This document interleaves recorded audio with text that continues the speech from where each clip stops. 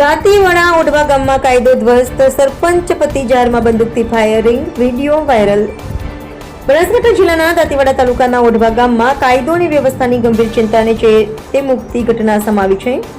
ગામના સરપંચ પતિ રમેશભાઈ ભૂતેડિયાએ જારમાં બંદૂક સાથે હવામાં ફાયરિંગ કરતા દ્રશ્યનો વિડીયો સોશિયલ મીડિયામાં વાયરલ થતા લોકોમાં ભયનું વાતાવરણ ફેલાયું છે।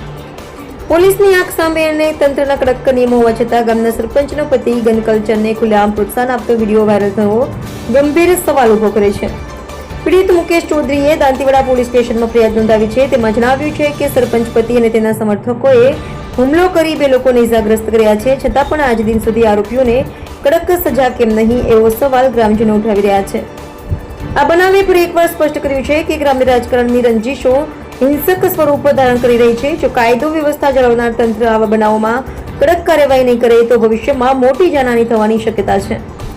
દાંતીવાડા પીઆઈએ સ્વીકાર્યું કે આ સરપંચ ચૂંટણીની જૂની અદાવત છે, પરંતુ લોકોનો સવાલ એ છે કે જારમાં બંદૂક પ્રકાવનાર સામે ઉદાહરણરૂપ કાર્યવાહી કેમ થતી નથી। ઓઢવા ગામની ઘટના માત્ર સ્થાનિક મુદ્દો નથી, પરંતુ તંત્રની નિષ્ક્રિયતા અને કાયદાની નબળાઈને ઉજાગર કરે છે। અહેવાલ મુદ્રાસિંહ ચૌહાણ।